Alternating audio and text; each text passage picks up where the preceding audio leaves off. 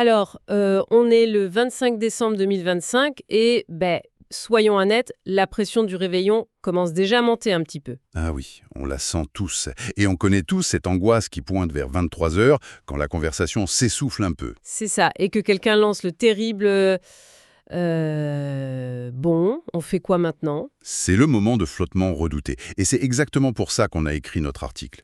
L'idée, c'était vraiment de proposer une sorte de gilet de sauvetage. Pas juste une liste de jeux. Non, surtout pas. On a pensé ça comme un véritable menu de fête, ludique. Comme un repas, en fait, avec une progression qui accompagne l'énergie du groupe, de l'apéritif jusqu'au cœur de la nuit. J'adore cette image de menu, parce que l'erreur classique, c'est de vouloir sortir le gros jeu de gestion de 4 heures. Et là, on perd la moitié des invités avant même d'avoir fini d'expliquer les règles. Exactement. Là, notre sélection dans l'article, elle est chirurgicale. On commence par l'apéro avec un brise-glace. On a mis en avant Captain Flip. Ah, excellent choix pour démarrer. C'est d'une simplicité, mais géniale. En gros, Flip. Vous êtes un pirate, vous piochez une tuile. Elle vous plaît, vous la gardez. Et si elle est nulle? Vous la retournez. D'où le flip. Et ce qui est clé là-dedans, c'est ce droit de flipper la tuile. Ça enlève toute la pression de la décision.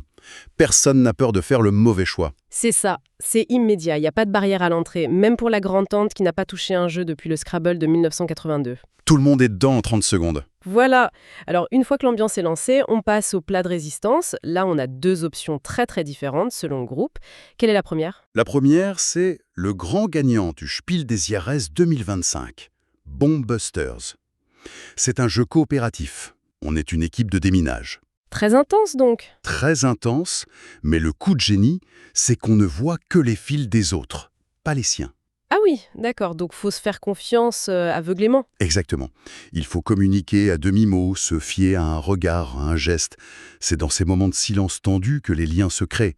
On passe de simples invités à une véritable équipe. J'adore. Mais si on veut l'effet inverse, pas la concentration, mais le chaos total et les éclats de rire. Alors là, c'est Ready Set Bet. Ce jeu transforme littéralement le salon en hippodrome. C'est pas une image. Non, il y a une application qui gère la course de chevaux, avec un commentateur survolté, et tout le monde parie, crie, place ses jetons en temps réel.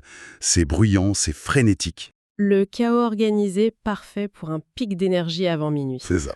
D'accord, donc on a eu ce pic d'adrénaline, mais après, il y a toujours ce moment que j'appelle le tunnel de minuit, le coup de barre de 23h30. La digestion qui s'installe. Voilà.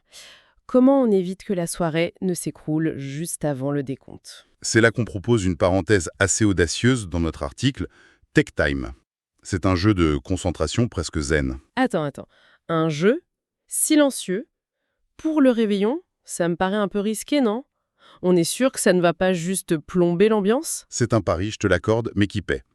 L'objectif, c'est de placer des cartes autour d'un cadran d'horloge en synchronisant ses pensées avec les autres sans parler. D'accord. Ça crée une connexion mentale hyper intense. C'est court, c'est une expérience forte qui recentre le groupe. Et juste après, l'énergie repart de plus belle pour le décompte. C'est une respiration avant le sprint final. Malin. Et pour les courageux, ceux qui tiennent après 1h du matin, l'after? Pour l'after, on se tourne vers le jeu de rôle. Oui, on a eu un vrai coup de cœur pour Cthulhu Ténébris qui dépoussière un peu le mythe de Lovecraft. Oui, il le déplace dans un cadre complètement inattendu. L'Europe du 9e siècle. Ambiance monastère et parchemin. C'est ça.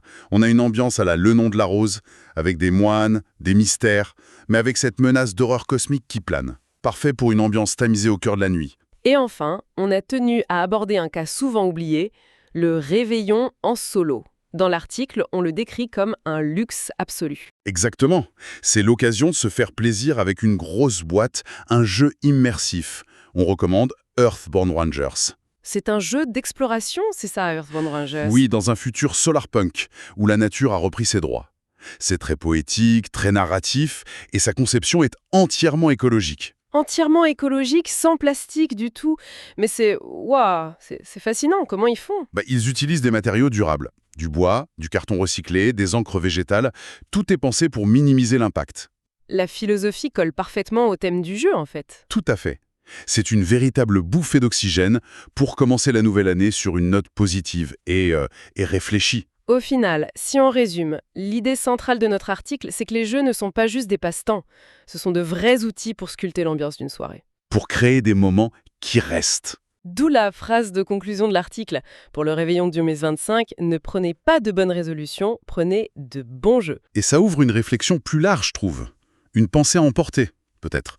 Au-delà du réveillon, si on commençait à penser à tous nos événements sociaux comme des menus ludiques, C'est une bonne question. comment est-ce que la sélection intentionnelle d'une activité, même courte, pourrait transformer radicalement la dynamique d'un dîner de famille, d'une réunion entre amis ou même d'un séminaire professionnel pour y injecter plus de liens?